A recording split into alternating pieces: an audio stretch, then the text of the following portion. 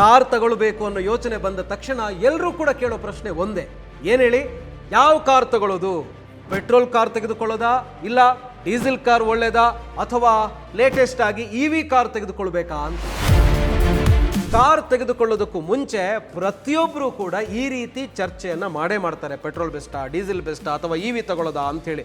ಕೆಲವರು ಏನು ಹೇಳ್ತಾರೆ, ಇವಿ ಬೆಸ್ಟ್ ಅಂತ ಹೇಳ್ತಾರೆ, ಇನ್ನು ಕೆಲವರು ಪೆಟ್ರೋಲ್ ಬೆಸ್ಟ್ ಅಂತ ಹೇಳ್ತಾರೆ. ಇಲ್ಲ ನೀವು ಲಾಂಗ್ ಟ್ರಾವೆಲ್ ಮಾಡ್ತೀರಿ ಅಂತ ಹೇಳಿದ್ರೆ, ಇಲ್ಲ ನೀವು ದೂರ ಪ್ರಯಾಣ ಮಾಡ್ತೀರಿ ಅಂತ ಹೇಳಿದ್ರೆ ಡೀಸೆಲ್ ಬೆಸ್ಟು, ಡೀಸೆಲ್ಗೆ ತನ್ನದೇ ಆದಂಥ ಮಜಾ ಇದೆ ಅಂತ ಹೇಳ್ತಾರೆ. ಈ ಮೂರರ ನಡುವಿನ ನಿಜವಾದ ವ್ಯತ್ಯಾಸ ಏನು, ನಿಮಗೆ ಯಾವ ಕಾರು ಸೂಕ್ತ ಅಂತ ಹೇಳುವಂಥದ್ದನ್ನು ಯಾರು ಕೂಡ ಹೇಳೋದಿಲ್ಲ. ನೋಡಿ, ಕಾರ್ ತೆಗೆದುಕೊಳ್ಳೋದು ಅಂತ ಹೇಳಿದ್ರೆ ಅದು 10 ರೂಪಾಯಿ ಆಟ ಅಲ್ಲ ಅಲ್ವಾ, ಇದು ಲಕ್ಷಾಂತರ ರೂಪಾಯಿಗಳ ನಿರ್ಧಾರ. ಒಂದು ಕಾರನ್ನು ನೀವು ಪರ್ಚೇಸ್ ಮಾಡ್ತೀರಿ ಅಂತ ಹೇಳಿದ್ರೆ ಆ ಕಾರು 1-2 ವರ್ಷಕ್ಕೆ ಮಾತ್ರ ಅಲ್ಲ ಅಲ್ವಾ, ಸಾಮಾನ್ಯವಾಗಿ 5ರಿಂದ 10 ವರ್ಷಗಳವರೆಗೆ ಕಾರು ನಮ್ಮ ಜೊತೆಗೇ ಇರಬೇಕು ಅಂತೇಳಿ ಕಾರ್ ಪರ್ಚೇಸ್ ಮಾಡುವಂಥ ಪ್ರತಿಯೊಬ್ಬರು ಕೂಡ ಥಿಂಕ್ ಮಾಡ್ತಾರೆ.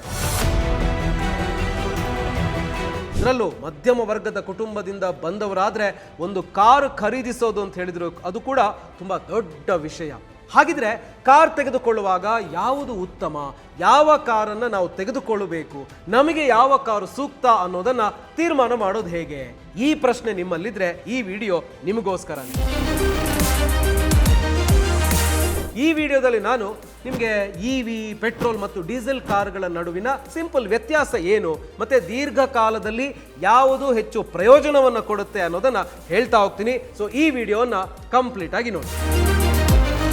ಹಾಯ್ ಹಲೋ ನಮಸ್ಕಾರ, ವೆಲ್ಕಮ್ ಟು ಬಾಸ್ವಾಲಾ ಡೈಲಿ. ನಾನು ಶೇಷಕೃಷ್ಣ ಭಟ್. ನಾನಿವತ್ತು ನಿಮಗೆ ಇವಿ, ಪೆಟ್ರೋಲ್ ಮತ್ತು ಡೀಸೆಲ್ ಕಾರುಗಳಲ್ಲಿ ಇರುವಂಥ ವ್ಯತ್ಯಾಸ ಮತ್ತು ಯಾವ ಕಾರು ಹೆಚ್ಚು ಡ್ಯೂರೇಬಲ್ ಅನ್ನೋದನ್ನು ಹೇಳ್ತೀನಿ. ನೋಡಿ, ಇವತ್ತಿನ ದಿನ ಎಲ್ಲರೂ ಹೇಳುವ ಮಾತೇನು ಅಂದರೆ ಇದು ಇವಿ ಯುಗ, ಫ್ಯೂಚರ್ ಕೂಡ ಇವಿಯದ್ದೇ. ದೊಡ್ಡ ದೊಡ್ಡ ನಗರಗಳಲ್ಲಿ ಇವಿಗಳು ಸಾಕಷ್ಟು ಯಶಸ್ವಿಯಾಗ್ತಾ ಇವೆ. ಸಣ್ಣ ಬ್ರ್ಯಾಂಡ್ಗಳು ಮಾತ್ರ ಅಲ್ಲದೆ ದೊಡ್ಡ ದೊಡ್ಡ ಬ್ರ್ಯಾಂಡ್ಗಳು ಕೂಡ ಇವಿಗಳ ಮೇಲೆ ಫೋಕಸ್ ಮಾಡ್ತಾ ಇದೆ. 2 ವೀಲರ್ ಇರ್ಬೋದು, 4 ವೀಲರ್ ಇರ್ಬೋದು. ಅದರಲ್ಲೂ BMW, ಫೆರಾರಿ ಮುಂತಾದ ಬ್ರ್ಯಾಂಡ್ಗಳು ಕೂಡ 2026ರಲ್ಲಿ ತಮ್ಮ ಇವಿ ಕಾರುಗಳನ್ನು ಲಾಂಚ್ ಮಾಡೋದಕ್ಕೋಸ್ಕರ ಯೋಚನೆ ಮಾಡ್ತಾ ಇದೆ. ಇವತ್ತು ಬಹಳಷ್ಟು ಇವಿ ಕಾರುಗಳು ಸ್ಟೈಲಿಶ್ ಮತ್ತು ಕಾಸ್ಟ್ಲಿ ಲುಕ್ನಲ್ಲಿ ಬರ್ತಾ ಇದೆ. ಆಲ್ಮೋಸ್ಟ್ ತುಂಬ ಜನ ಇವಿ ಬೈಕ್ಗಳಂದರೆ 2 ವೀಲರನ್ನು ಯೂಸ್ ಮಾಡ್ತಾ ಇದ್ದಾರೆ. ಅದೇ ರೀತಿ ಕಾರುಗಳು ಕೂಡ ಆಗಬಹುದು. ಫಾರ್ ಎಕ್ಸಾಂಪಲ್, ಇತ್ತೀಚೆಗೆ ಮಹೀಂದ್ರ ತನ್ನ ಇವಿಯಲ್ಲಿ ಬ್ಯಾಟ್ಮ್ಯಾನ್ ಎಡಿಷನ್ ಅನ್ನು ಲಾಂಚ್ ಮಾಡಿದೆ. ಕಪ್ಪು ಬಣ್ಣದಲ್ಲಿ ಅದು ತುಂಬ ಕಾಸ್ಟ್ಲಿಯಾಗಿ ಲಕ್ಸುರಿಯಾಗಿ ಕಾಣಿಸುತ್ತೆ. ಆದರೆ ಇಲ್ಲಿ ವಿಷಯ ಕೇವಲ ಲುಕ್ ಬಗ್ಗೆ ಅಲ್ಲ, ಡ್ಯೂರೇಬಿಲಿಟಿ ಅಂದರೆ ಯಾವ ಕಾರು ಹೆಚ್ಚು ವರ್ಷಗಳ ಕಾಲ ಚೆನ್ನಾಗಿ ಓಡುತ್ತೆ ಅನ್ನೋದು ತುಂಬಾ ಮುಖ್ಯ. ನೋಡಿ, ಕಾರ್ ತಗೊಳ್ಳುವಾಗ ಎಲ್ಲರೂ ಕೂಡ ನೋಡೋದೆ ಡ್ಯೂರೇಬಿಲಿಟಿ ಅಲ್ವಾ. ನೋಡಿ, ಪೆಟ್ರೋಲ್ ಮತ್ತು ಡೀಸೆಲ್ ಕಾರುಗಳಲ್ಲಿ ಫ್ಯೂಯಲ್ ಹಾಕಬೇಕು, ಅವು ಎಂಜಿನ್ ಮೂಲಕ ಓಡ್ತವೆ. ಇವಿಗಳಲ್ಲಿ ಬ್ಯಾಟ್ರಿ ಮತ್ತು ಮೋಟಾರ್ ಇರುತ್ತೆ, ಅವು ಚಾರ್ಜ್ ಆಗೋದ್ರ ಮೇಲೆ ಓಡ್ತವೆ. ಸೊ ಈಗ ಸಿಂಪಲ್ ಆಗಿ ಒಂದೊಂದಾಗಿ ನೋಡ್ತಾ ಹೋಗೋಣ. ಪೆಟ್ರೋಲ್ ಮತ್ತು ಡೀಸೆಲ್ ಕಾರುಗಳಲ್ಲಿ ಏನು ಸಮಸ್ಯೆ ಇದೆ ಅದನ್ನು ನೋಡೋಣ. ನೋಡಿ, ಮೊದಲನೇದು ಫ್ಯೂಯಲ್, ಇಂಧನ ದುಬಾರಿ. ಪೆಟ್ರೋಲ್ ಆಗಿರಲಿ ಡೀಸೆಲ್ ಆಗಲಿ ದುಬಾರಿ ಆಗ್ತಾನೆ ಇರುತ್ತೆ.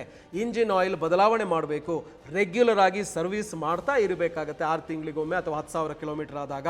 ಅದೇ ಇವಿಗಳಲ್ಲಿ ಏನು ಚಿಂತೆ ಇದೆ, ರೇಂಜ್ ಭಯ. ಎಷ್ಟು ದೂರ ಹೋಗುತ್ತೆ, ಇಷ್ಟು ಚಾರ್ಜ್ ಮಾಡಿದ್ರೆ ಇಷ್ಟು ದೂರ ಹೋಗುತ್ತೆ ಅಂತೇಳಿ ಕಂಪನಿಯವರು ಹೇಳ್ತಾರೆ, ಬಟ್ ಅಷ್ಟು ಹೋಗುತ್ತಾ? ಜೊತೆಗೆ ಚಾರ್ಜಿಂಗ್ ಮಾಡಬೇಕು ಅಂತ ಹೇಳಿದ್ರೆ ಚಾರ್ಜಿಂಗ್ ಎಲ್ಲಿ ಸಿಗುತ್ತೆ? ಹಾಗೇನೆ ಕಾರಿನ ಬೆಲೆ ಸ್ವಲ್ಪ ಜಾಸ್ತಿ. ನೋಡಿ, ಇದು ಪೆಟ್ರೋಲ್, ಡೀಸೆಲ್ ಮತ್ತು ಇವಿ ಕಾರುಗಳಲ್ಲಿ ಇರುವಂತ ಒಂದು ಸಣ್ಣ ವ್ಯತ್ಯಾಸ ಅಂತ ಕೂಡ ನಾವು ಹೇಳ್ಬೋದು. ಹಾಗೇನೆ ಪೆಟ್ರೋಲ್ ಕಾರ್ನಲ್ಲಿ ಅಥವಾ ಡೀಸೆಲ್ ಕಾರುಗಳಲ್ಲಿ ಪೆಟ್ರೋಲ್ ಬಂಕ್ಗಳು ಎಲ್ಲೆಲ್ಲೂ ಕೂಡ ಸಿಗ್ತವೆ. ಆದರೆ ಇವಿ ಚಾರ್ಜಿಂಗ್ ಸ್ಟೇಷನ್ಗಳು ಎಲ್ಲ ಕಡೆ ಸಿಗ್ತವ? ಇನ್ನೂ ಕೂಡ ಎಲ್ಲ ಕಡೆ ಸಿಗ್ತಾ ಇಲ್ಲ. ನಿಮ್ಗೆ ಗೊತ್ತಿರ್ಬೋದು, ಒಂದು ಕಾಲದಲ್ಲಿ ಗ್ಯಾಸ್ ಸ್ಟೇಷನ್ಗಳು ಕೂಡ ಸಣ್ಣ ಸಣ್ಣ ನಗರಗಳಲ್ಲಿ ಇರಲಿಲ್ಲ. ಇವತ್ತವು ಎಲ್ಲ ಕಡೆ ಬರ್ತಾ ಇದೆ.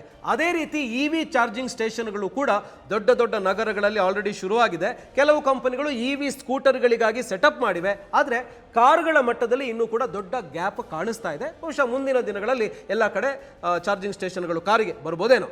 ಹಾಗೆಯೇ ಇನ್ನು ನೆಕ್ಸ್ಟ್ ನಾವು ನೋಡಬೇಕಾಗಿರೋದು ಹಿಲ್ ಸ್ಟೇಷನ್ ವಿಷಯಕ್ಕೆ ಬರೋದಾದರೆ, ಹಿಲ್ ಸ್ಟೇಷನ್ಗೆ ಹೋಗುವಾಗ ಜನ ಹೆಚ್ಚು ಇಷ್ಟಪಡೋದು ಅಂದರೆ ಹೆಚ್ಚು ಆಯ್ಕೆ ಮಾಡೋದು ಪೆಟ್ರೋಲ್ ಕಾರ್ಗಳನ್ನು.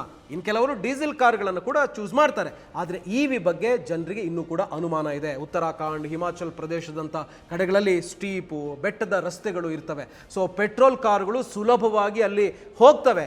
ಆದರೆ ಇವಿ ಕಾರುಗಳು ದುಬಾರಿ ಆದ್ದರಿಂದಾಗಿ ಜನ ಇನ್ನೂ ಕೂಡ ಅಷ್ಟಾಗಿ ರಿಸ್ಕ್ ತೆಗೆದುಕೊಳ್ಳೋದಕ್ಕೆ ಮುಂದಾಗಿಲ್ಲ. ಅಂದರೆ ಅಂಥ ಕಡೆಗೆ ಇವಿ ಕಾರುಗಳನ್ನು ತೆಗೆದುಕೊಂಡು ಹೋಗೋದಕ್ಕೆ ಹಿಂದೆ ಮುಂದೆ ನೋಡ್ತಾ ಇದ್ದಾರೆ. ಹಾಗೆಯೇ ತುಂಬ ಮುಖ್ಯವಾಗಿ ನೋಡಬೇಕಾಗಿರೋದೇನು ನೆಕ್ಸ್ಟು, ಪೆಟ್ರೋಲ್, ಡೀಸೆಲ್ ಮತ್ತು ಇವಿ ಕಾರುಗಳ ರನ್ನಿಂಗ್ ಕಾಸ್ಟ್ ಬಗ್ಗೆ ಮಾತಾಡೋಣ. ನೋಡಿ, ಪೆಟ್ರೋಲ್ ಅಥವಾ ಡೀಸೆಲ್ ಕಾರ್ನಲ್ಲಿ ನೀವು 1 ಕಿಲೋಮೀಟರ್ ಹೋಗಬೇಕು ಅಂತ ಹೇಳಿದ್ರೆ ಸುಮಾರು ಅಂದಾಜು 8 ರಿಂದ 10 ರೂಪಾಯಿ ಖರ್ಚಾಗುತ್ತೆ. ಅದೇ EV-ನಲ್ಲಾದ್ರೆ 1 ಕಿಲೋಮೀಟರ್ಗೆ 1.5 ರೂಪಾಯಿಂದ 2 ರೂಪಾಯಿ ಮಾತ್ರ ಖರ್ಚಾಗ್ಬೋದು. ಇದು ದೊಡ್ಡ ವ್ಯತ್ಯಾಸ. ಜನ ಯಾಕೆ EV ಕಾರುಗಳು ಹತ್ರ ಹೋಗ್ಬೋದು ಅಂತ ಹೇಳೋದಕ್ಕೆ ಇದೊಂದು ಎಕ್ಸಾಂಪಲ್. ಪೆಟ್ರೋಲ್ ಡೀಸೆಲ್ ಬೆಲೆ ಏನಾಗ್ತಾ ಇದೆ, ದಿನದಿಂದ ದಿನಕ್ಕೆ ಹೆಚ್ಚುತ್ತಾ ಇದೆ. ಸೊ ಈ ರೇಟನ್ನು ಕಂಪೇರ್ ಮಾಡಿ ನೋಡಿದಾಗ EV-ನಲ್ಲಿ ನೀವು 40-50 ಕಿಲೋಮೀಟರ್ ಪ್ರಯಾಣ ಮಾಡಿದರೂ ಕೂಡ ಸಾವಿರಾರು ರೂಪಾಯಿ ಉಳಿಸೋದಕ್ಕೆ ಅವಕಾಶ ಇದೆ. ಅಂದರೆ ರೆಗ್ಯುಲರ್ ಆಗಿ ಡೈಲಿ ನೀವು ಟ್ರಾವೆಲ್ ಮಾಡ್ತೀರಿ ಅಂತ ಹೇಳಿದ್ರೆ EV ಕಾರುಗಳನ್ನು ತಗೊಳ್ಬಹುದು.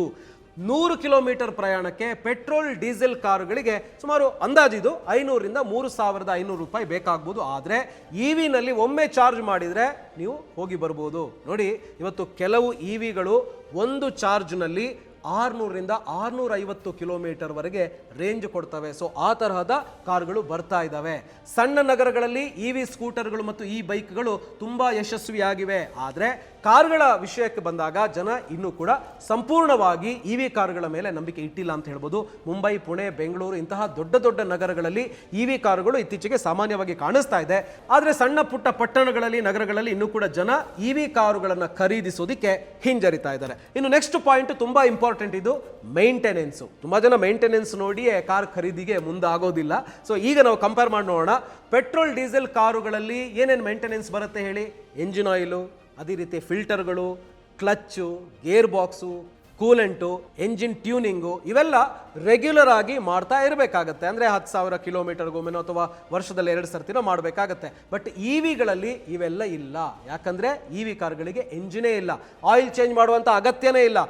ಬ್ಯಾಟ್ರಿ ಮತ್ತು ಮೋಟರನ್ನು ನೀವು ನೋಡಿಕೊಂಡ್ರೆ ಸಾಕು. ಹಾಗೆಯೇ ಸರ್ವಿಸ್ ಕಾಸ್ಟಿಗೆ ಬಂದರೆ ಪೆಟ್ರೋಲ್ ಡೀಸೆಲ್ ಕಾರುಗಳಿಗೆ ಎಷ್ಟಾಗುತ್ತೆ? ಸುಮಾರು ಒಂದು ಸರ್ತಿ ಸರ್ವಿಸಿಗೆ ಬಿಟ್ಟರೆ 8 ರಿಂದ 10,000 ರೂಪಾಯಿ ಆಗುತ್ತೆ. ಅದೇ EV ಕಾರುಗಳಿಗಾದರೆ 1,500 ರೂಪಾಯಿಂದ 2,000 ರೂಪಾಯಿ ಆಗುತ್ತೆ. ಇದು ದೊಡ್ಡ ವ್ಯತ್ಯಾಸ ಅಂತಲೇ ಹೇಳ್ಬೋದು. ನೋಡಿ, ಒಂದು ಮಾತಿದೆ, ಆನೆ ಖರೀದಿಸೋದು ಸುಲಭ, ಆದರೆ ಅದನ್ನು ಸಾಕೋದು ಕಷ್ಟ ಅಂತ.